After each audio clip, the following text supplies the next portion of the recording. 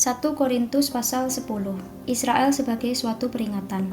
Aku mau supaya kamu mengetahui saudara-saudara bahwa nenek moyang kita semua berada di bawah perlindungan awan dan bahwa mereka semua telah melintasi laut. Untuk menjadi pengikut Musa, mereka semua telah dibaptis dalam awan dan dalam laut.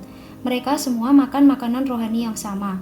Dan mereka semua minum minuman rohani yang sama, sebab mereka minum dari batu karang rohani yang mengikuti mereka, dan batu karang itu ialah Kristus. Tetapi sungguh pun demikian, Allah tidak berkenan kepada bagian yang terbesar dari mereka, karena mereka ditewaskan di padang gurun. Semuanya ini telah terjadi sebagai contoh bagi kita, untuk memperingatkan kita supaya jangan kita menginginkan hal-hal yang jahat seperti yang telah mereka perbuat, dan supaya jangan kita menjadi penyembah-penyembah berhala sama seperti beberapa orang dari mereka, seperti ada tertulis. Maka duduklah bangsa itu untuk makan dan minum, kemudian bangunlah mereka dan bersukaria. Janganlah kita melakukan percabulan seperti yang dilakukan oleh beberapa orang dari mereka, sehingga pada satu hari telah tewas 23.000 orang. Dan janganlah kita mencobai Tuhan seperti yang dilakukan oleh beberapa orang dari mereka, sehingga mereka mati dipakut ular. Dan janganlah bersungut-sungut seperti yang dilakukan oleh beberapa orang dari mereka, sehingga mereka dibinasakan oleh malaikat maut.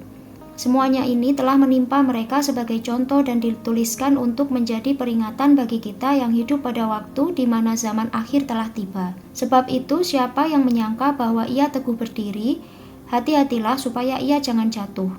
Pencobaan-pencobaan yang kamu alami ialah pencobaan-pencobaan biasa yang tidak melebihi kekuatan manusia. Sebab Allah setia, dan karena itu ia tidak akan membiarkan kamu dicobai melampaui kekuatanmu. Pada waktu kamu dicobai, ia akan memberikan kepadamu jalan keluar sehingga kamu dapat menanggungnya. Karena itu, saudara-saudaraku yang kekasih, jauhilah penyembahan berhala. Aku berbicara kepadamu sebagai orang-orang yang bijaksana. Pertimbangkanlah sendiri apa yang aku katakan. Bukankah cawan pengucapan syukur yang atasnya kita ucapkan syukur adalah persekutuan dengan darah Kristus? Bukankah roti yang kita pecah-pecahkan adalah persekutuan dengan tubuh Kristus? Karena roti adalah satu, maka kita sekalipun banyak adalah satu tubuh, karena kita semua mendapat bagian dalam roti yang satu itu. Perhatikanlah bangsa Israel menurut daging. Bukankah mereka yang makan apa yang dipersembahkan mendapat bagian dalam pelayanan mezbah? Apakah yang kumaksudkan dengan perkataan itu? Bahwa persembahan berhala adalah sesuatu, atau bahwa berhala adalah sesuatu? Bukan. Apa yang kumaksudkan ialah bahwa persembahan mereka adalah persembahan kepada roh-roh jahat, bukan kepada Allah. Dan aku tidak mau bahwa kamu bersekutu dengan roh-roh jahat. Kamu tidak dapat minum dari cawan Tuhan dan juga dari cawan roh-roh jahat. Kamu tidak dapat mendapat bagian dalam perjamuan Tuhan dan juga dalam perjamuan roh-roh jahat. Atau maukah kita membangkitkan cemburu Tuhan? Apakah kita lebih kuat daripada Dia? Segala sesuatu diperbolehkan, benar, tetapi bukan segala sesuatu berguna. Segala sesuatu diperbolehkan, benar, tetapi bukan segala sesuatu membangun. Jangan seorang pun yang mencari keuntungannya sendiri, tetapi hendaklah tiap-tiap orang mencari keuntungan orang lain.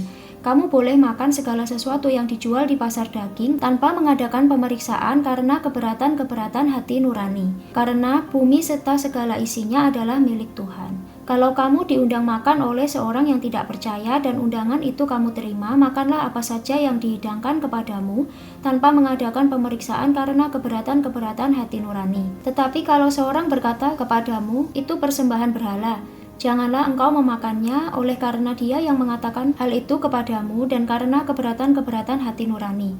Yang aku maksudkan dengan keberatan-keberatan bukanlah keberatan-keberatan hati nuranimu sendiri, tetapi keberatan-keberatan hati nurani orang lain itu. Mungkin ada orang yang berkata, mengapa kebebasanku harus ditentukan oleh keberatan-keberatan hati nurani orang lain? Kalau aku mengucap syukur atas apa yang aku turut memakannya, mengapa orang berkata jahat tentang aku karena makanan yang atasnya aku mengucap syukur? Aku menjawab, jika engkau makan atau jika engkau minum atau jika engkau melakukan sesuatu yang lain, lakukanlah semuanya itu untuk kemuliaan Allah. Janganlah kamu menimbulkan syak dalam hati orang, baik orang Yahudi atau orang Yunani maupun jemaat Allah. Sama seperti aku juga berusaha menyenangkan hati semua orang dalam segala hal, bukan untuk kepentingan diriku, tetapi untuk kepentingan orang banyak supaya mereka beroleh selamat.